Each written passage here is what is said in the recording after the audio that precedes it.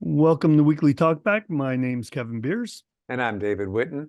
and this is the show where we get to talk back to Pastor Dave about his message on Sunday. This week was January 14th, 2024, and the name of your message was Asleep in the Storm.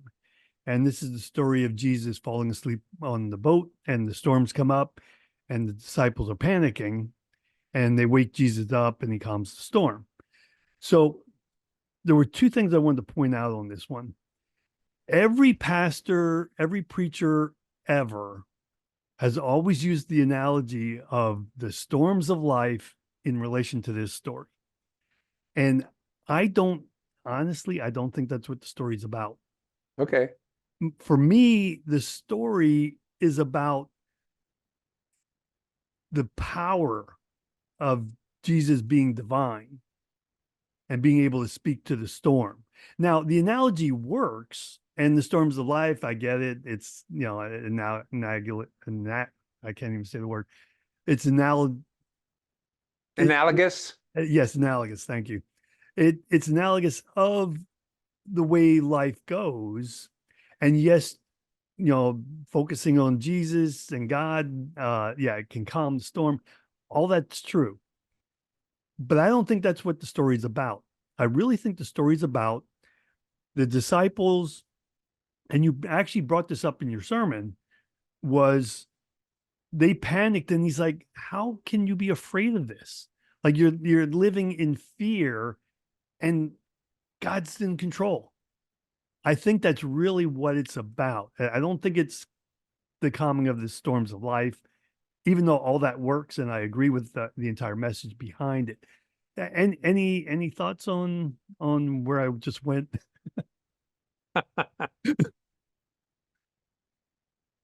Well, I mean, I hear you. I think what I tried to say in the sermon, and maybe I should have emphasized that more, was that the passage shows the dual nature of Jesus quite well. I mean, it shows the human side of Jesus by having him sleeping and needing to sleep and being tired and so on. And then it also has the divine nature of him getting up and rebuking the storm. Um, I think that kind of goes along with what you were saying, or am I wrong? No. It did go along with it because you did actually get into it a little bit. That whole analogy of calming the storms of life, it's yes, it's parallel and it works, but I've never read that passage to have that meaning in it. Hmm. I think the meaning is read into the story in that case. Okay. And Uh, say again then in a nutshell what you think the passage well, means? it's basically showing his divine nature, the fact that Okay. God's in control of everything, and that the disciples should have had the faith. And I mean, this story, if I recall correctly, happens after the feeding of the 5,000. Like they witnessed all these miracles, and they still don't get it. that Yeah. I, Yeah. you know, and how, but then again, I see the same thing. I see God work in my life, and then you get down the road a little bit, and then it's all of a sudden, oh, what's going on? I don't know, and then you start panicking, forgetting that you just saw some of the most miraculous things ever. And maybe it shows their humanness more than anything else. Well, that's true. Hmm. In a lot of cases. Yeah. Anyway, that's where I typically go with that. Well, yeah, yes, yes. Okay, now I'm not saying you shouldn't have gone down the road you went down, because every preacher, like I said, every pastor, every preacher ever has gone down that road. I more than likely in my early preaching days, I probably did the same thing, but I don't doubt it. But the second thing I wanted to get to, which most preachers and I don't hear them talk about, which you did, and you actually started to get into it there, was showing Jesus' human side, the fact that he required sleep. I don't hear a lot of talk. I hear most sermons are based on the divinity of Jesus, very few are ever based on the humanness of Jesus. Hmm. And I was really pleased to see that you went there and really dug into the fact that, hey, he was human. Hmm. He needs sleep. We all do, and you actually do quite a bit in your message about the requirements of human life requiring excuse me, requiring sleep. Hmm. So what took you down that road where because I thought that was those were, since you never hear about it, I was glad it was in there.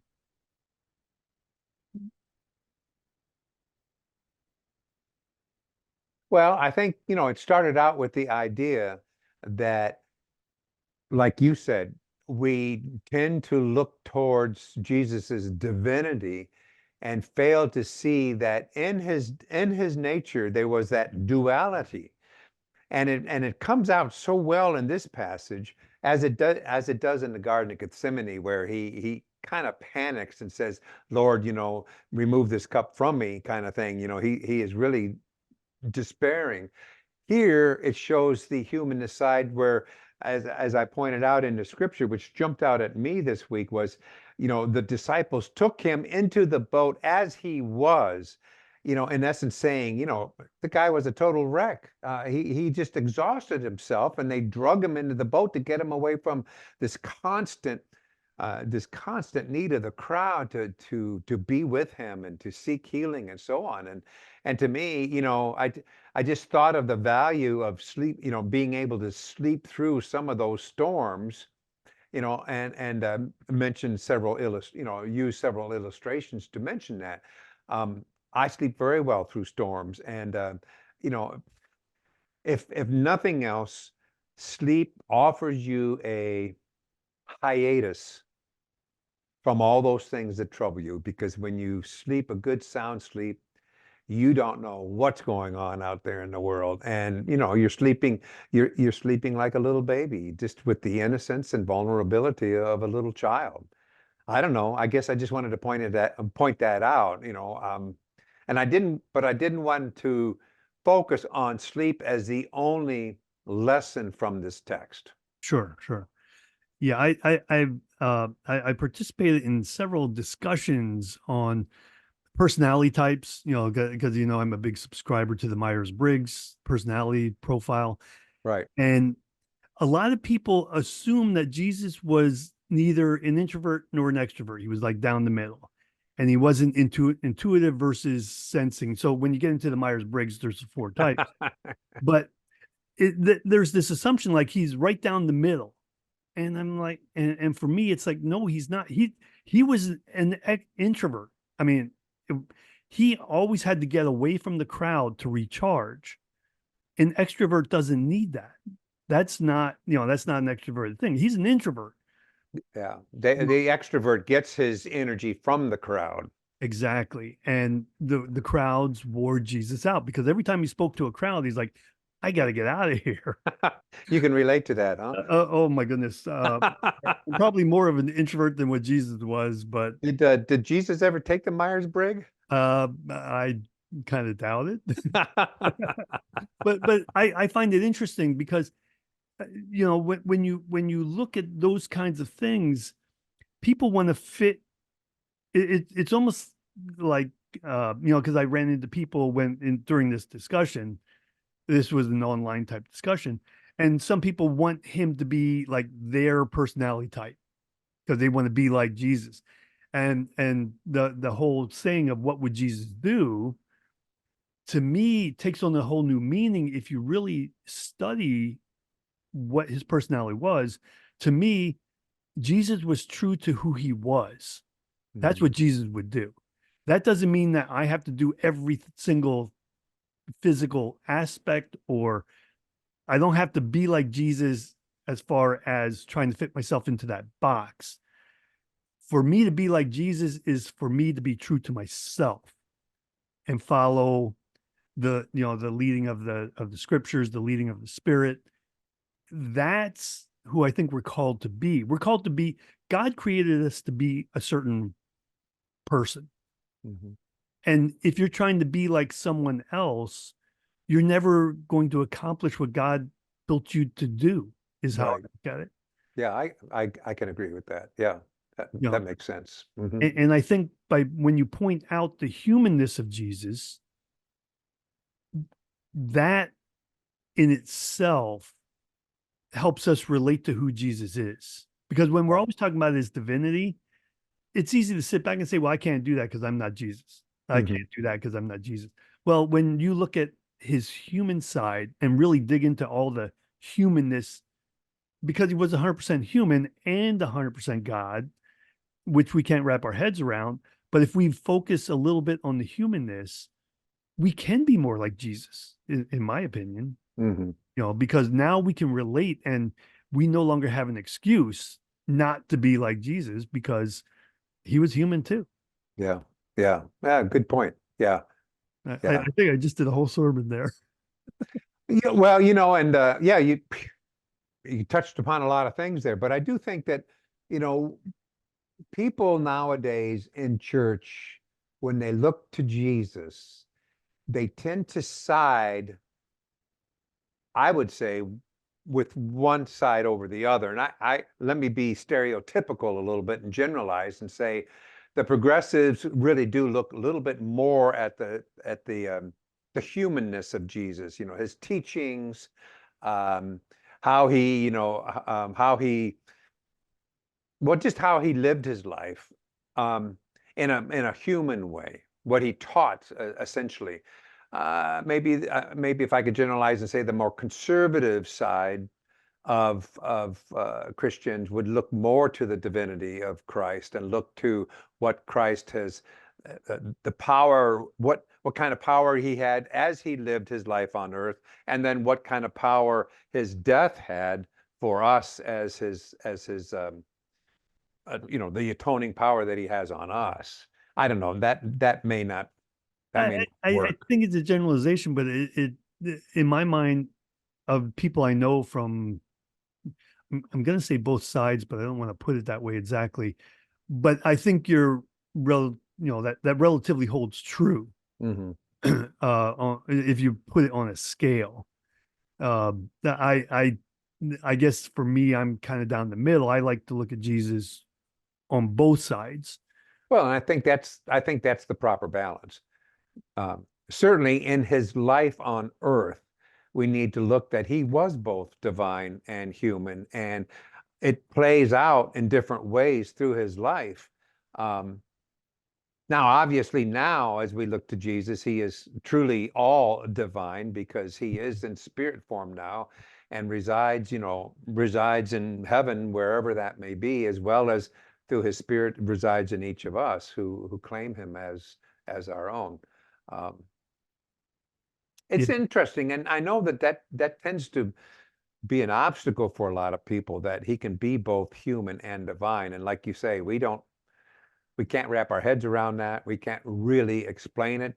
Church has tried to explain it over the centuries, and it just actually makes things a little bit more confusing and more complicated. Well, here's a thought for a message in the future for you. Because when Jesus told his disciples that if you have faith, you're going to do greater things than what I've done. And what does that mean exactly? Like, do we? uh, I mean, we're created in God's image. So, what is stopping us from having that power? I guess with Yeah, the word for it. yeah, yeah, Um, yeah. But I mean, I know that's an entire theological discussion right there in itself. So we don't. I didn't want to get into that today, but as you were talking, I thought, well, what does that really mean in relation to what we were just talking about? yeah, But right. um, I didn't have anything else I wanted to talk about.